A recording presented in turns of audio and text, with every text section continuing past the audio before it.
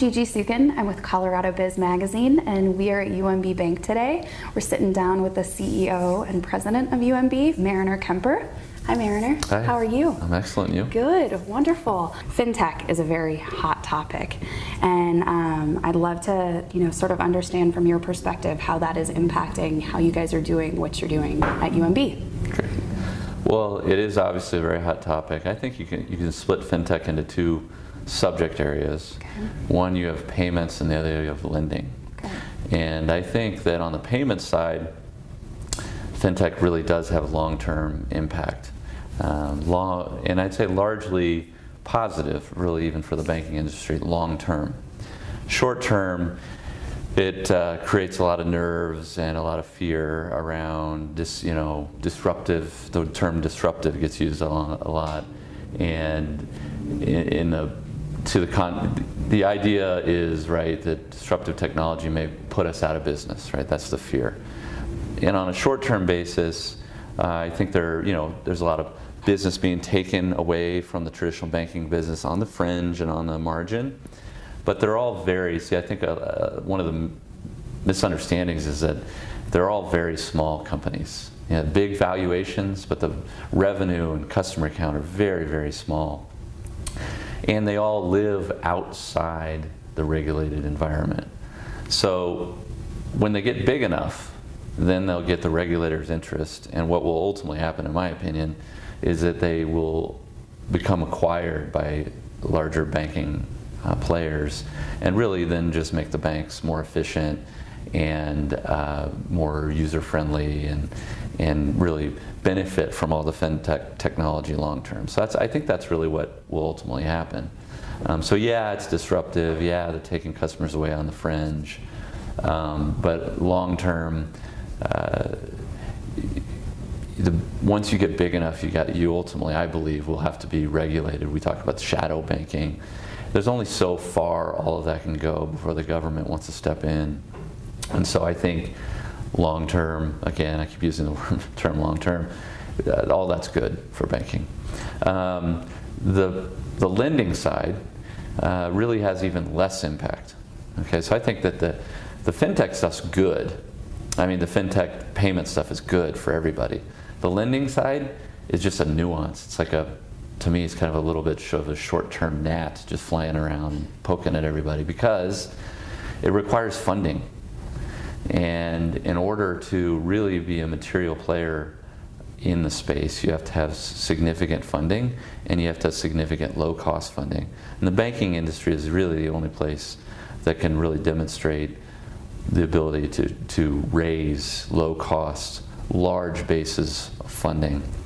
So again, yes, small players poking at the banks, doing small business lending, doing mortgage lending, and they're doing some really cool things, again, right? Because of the banking system has all this legacy, big, complicated architecture, these FinTech companies have these simplified, really easy, really user-friendly technologies that are making the customer experience easy, and the product's cheaper because it doesn't have all that infrastructure. So the customer's benefiting from that. But again, I think long-term, these companies get on the radar screen of the regulators if they ever grow enough, because again, remind you, these are very, very small companies. Get talked about a lot, they have big valuations, but they're very, very small. So once they get big enough, they get bought, and then the banking industry ultimately takes advantage of what's going on there. So that's my perception, that's my belief, and I think that's the way it plays out. Interesting.